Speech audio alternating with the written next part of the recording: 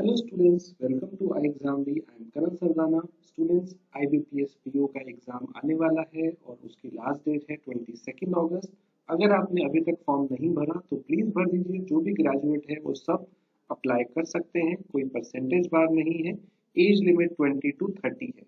Student, इस paper में quant section के अंदर हम कैसे अच्छा स्कोर लेके आए, इसके लिए हमें सबसे पहले जानना जरूरी है कि पिछले 4-5 साल के अंदर क्या पेपर में आया, उसका एनालिसिस देखते हैं, पिछले 3 साल की कट ऑफ देखते हैं और जानते हैं कि क्वांट के अंदर हम कैसे इंप्रूव कर सकते हैं।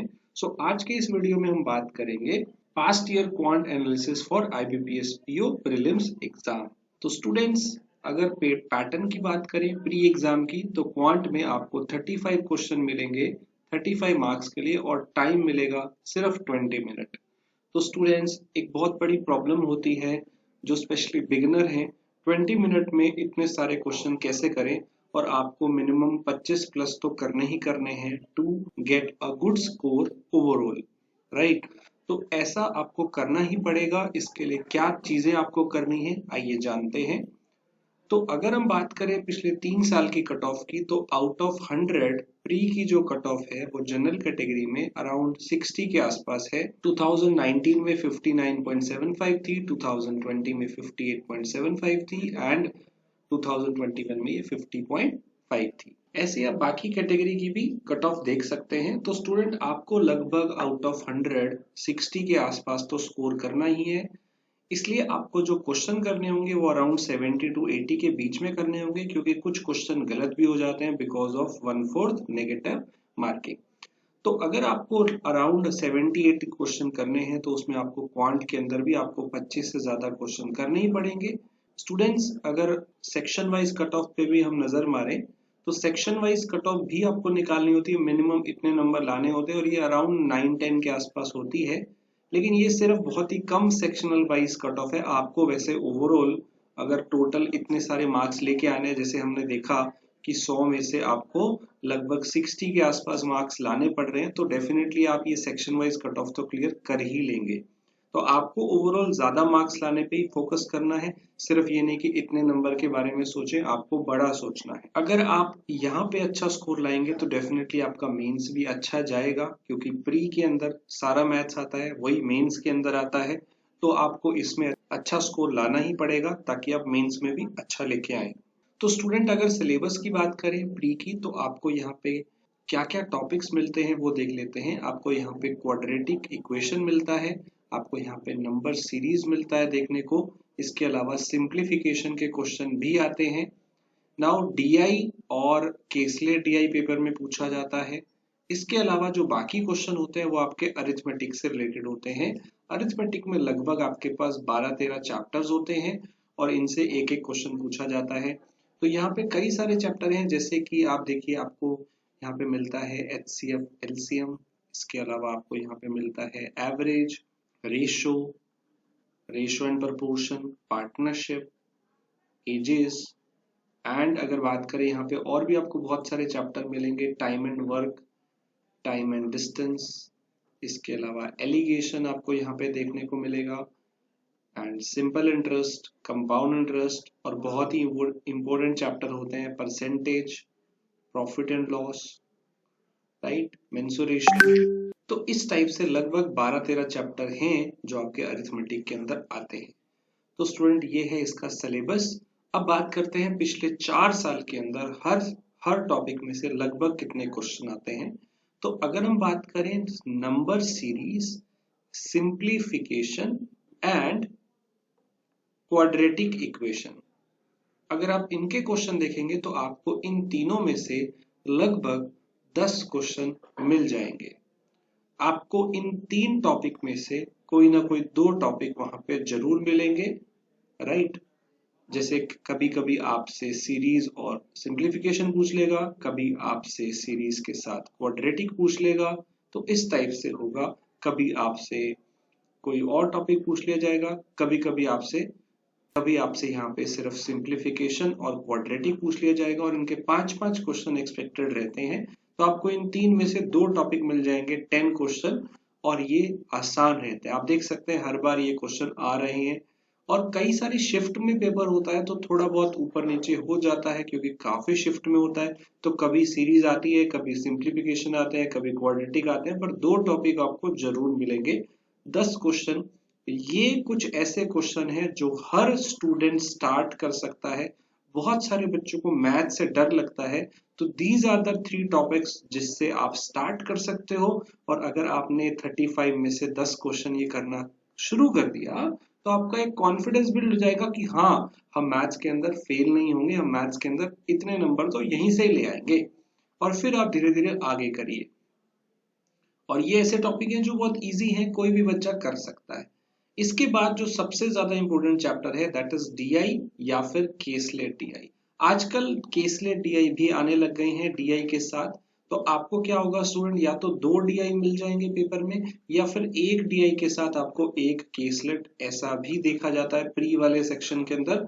यानी कि आपको 10 से 12 क्वेश्चन, 10-11 क्वेश्चन इस सेक्शन के मिलेंगे।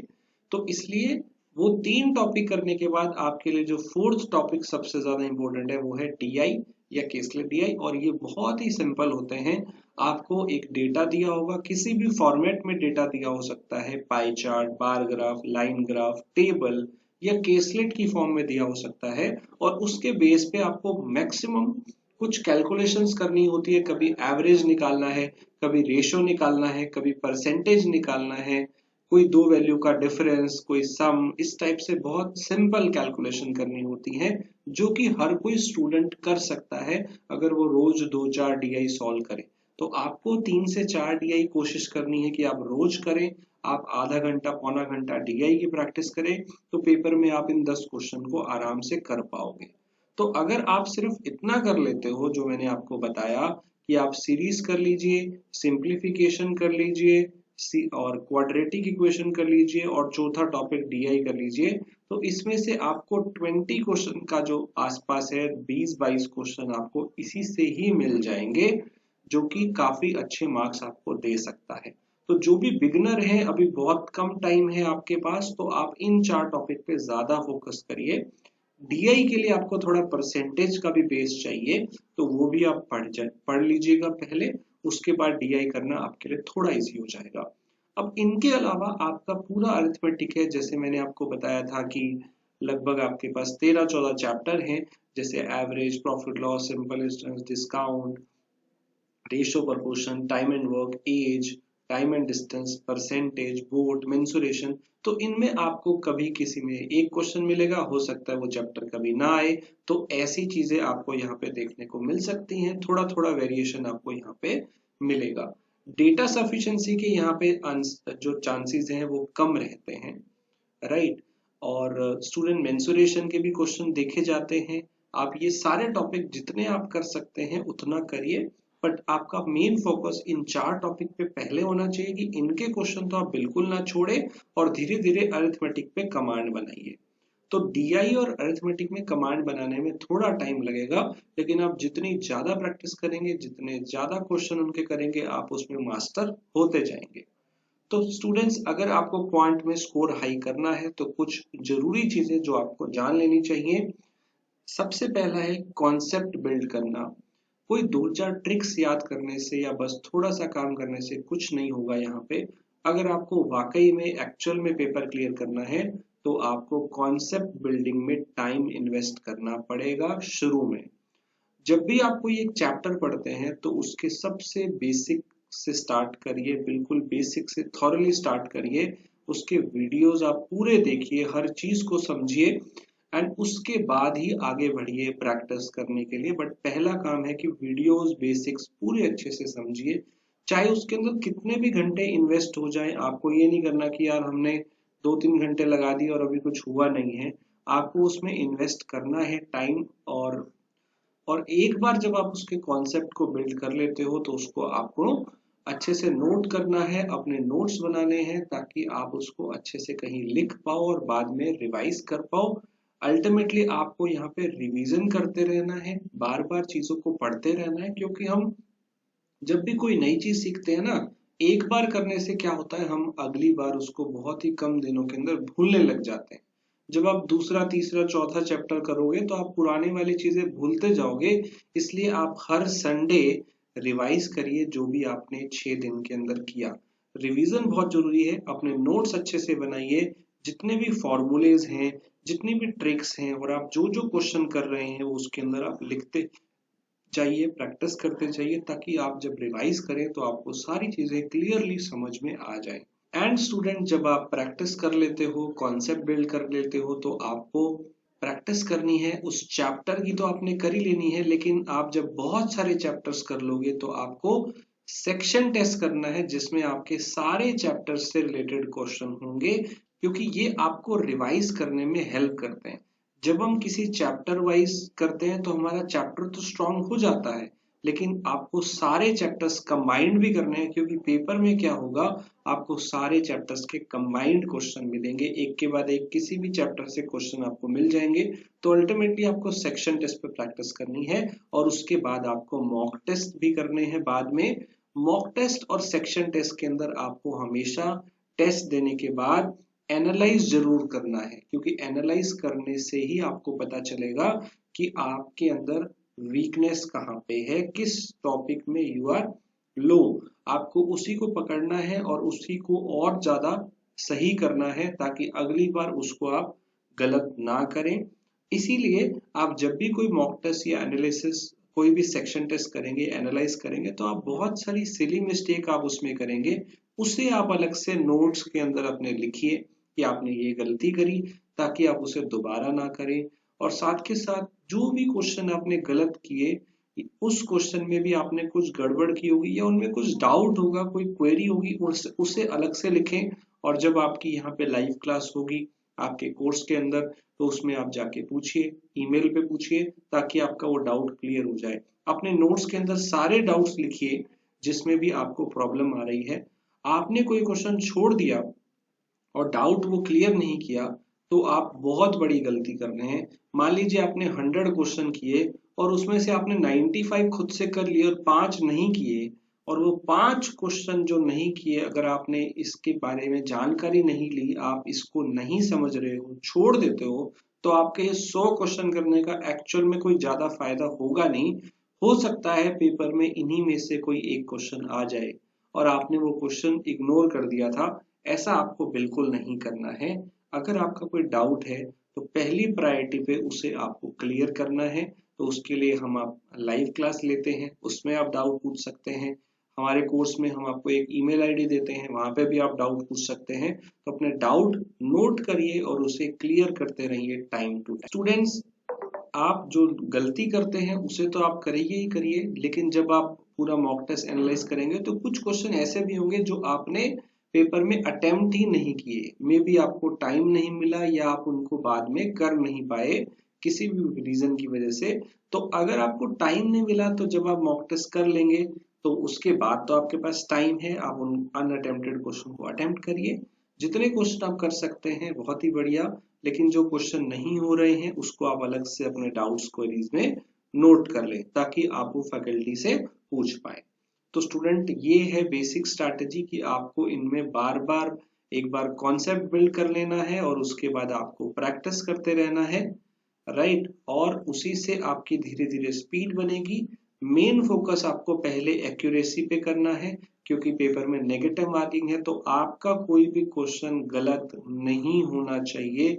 जब मैथ्स की बात होती है तो कैलकुलेशन की वजह से बेशक आपकी कोई गलती हो गई हो, राइट, वो हो सकता है, लेकिन अदरवाइज आपके कॉन्सेप्ट में कोई गड़बड़ नहीं होनी चाहिए कि कॉन्सेप्ट की वजह से एक्यूरेसी ना आ रही हो, वो नहीं होना चाहिए। तो हम सिली मिस्टेक कर देते हैं, कोई बात नहीं, वो धीरे धीरे इंप्रूव होंगी। कैलकुलेशन में मिस्टेक कर देते हैं, वो भी धीरे धीरे इंप्रूव हो जाएंगी। प्रैक्टिस करते रहिए, रिवाइज करते रहिए, एक्यूरेसी पे फोकस रखिए, धीरे धीरे स्पीड अपने आप बन जाएगी। देखिए, शुरू में जब आप क्वेश्चन करेंगे तो आपको क्वेश्चन करने में 1-2 मिनट लगेंगे, कई बार दो मिनट से भी ज्यादा टाइम लग जाएगा, लेकिन आप धीरे धीरे उसको रिवाइज करेंगे, प्रैक्टिस करेंगे, तो आपको पहले तो वो 1 मिनट के अंदर लाना है और फिर बाद में आपको 30-35 सेकंड में लाना है। क्योंकि अगर आप प्री एग्जाम में देखें तो आपको 20 मिनट मिलते हैं 35 क्वेश्चन के लिए, तो आप समझ सकते हैं कि आपके पास कितना कम टाइम है। 30 सेकंड 36 सेकंड के आसपास आपको टाइम मिलता है। तो इतने कम टाइम में ही आपको एक्चुअल क्वेश्चन करना है।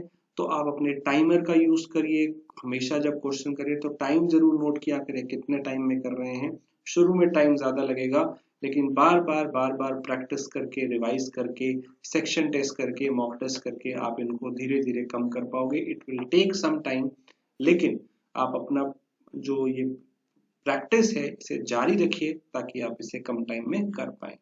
स्टूडेंट्स, सारे mock test, previous year paper आपको हमारी वेबसाइट पे मिल जाएंगे।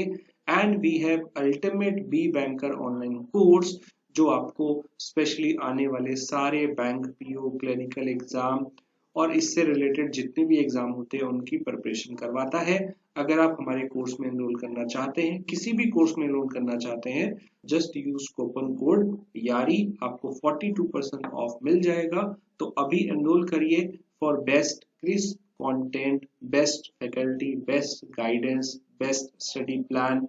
आपको प्रॉपर यहाँ पे गाइडेंस मिलती रहेगी लाइव सेशन में। इवन इंटरव्यू की भी गाइडेंस आपको मिलेगी।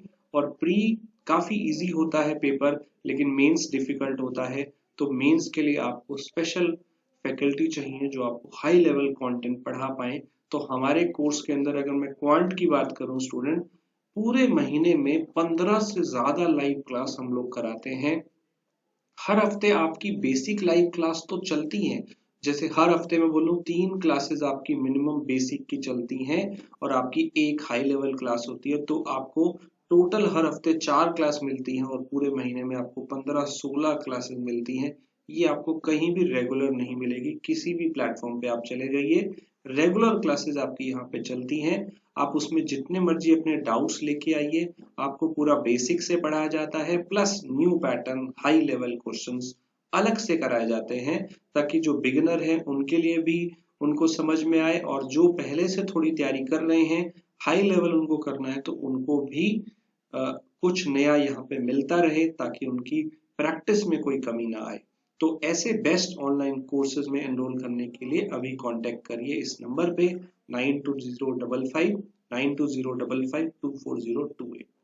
Thank you students, thanks for watching. And एक बहुत ही इंपॉर्टेंट अपडेट, जीए एक बहुत ही इंपॉर्टेंट सब्जेक्ट होता है, स्पेशली मेंस में ये पेपर में आता है और इसकी तैयारी आपको साथ साथ करनी होती है। और जीए पढ़ना पीडीएफ से बहुत मुश्किल हो जाता है, तो we have started a special series on this channel. जीए की सुबह 8:30 बजे आपको वीडियो मिलेगी, जिसके अंदर आपको डेली करंट अफेयर कराया जाएगा। तो इसके साथ जुड़ना मत भूलिए। We have started this series from just 16 August. तो आप प्लेलिस्ट के अंदर जाके उन सारी वीडियोस को देख सकते हैं जो पिछले 2 या 3 दिन में हुई है, और आगे से आप इसे करंटली रोज टाइम दीजिए। ये आधे घंटे की वीडियो होगी और आपका पूरा करंट अफेयर इसमें करवा दिया जाएगा। कुछ टाइम में आपको इसके क्वेश्चन भी मिल जाएंगे साथ के साथ, तो आपका वहां से भी रिवीजन होना शुरू हो जाएगा। So student, all the best for your preparation. अगर आपका कोई भी बैंक एग्जाम से रिलेटेड डाउट है तो कमेंट में जरूर लिखिए, I will try to answer it. Thank you students, thanks for watching it, all the best.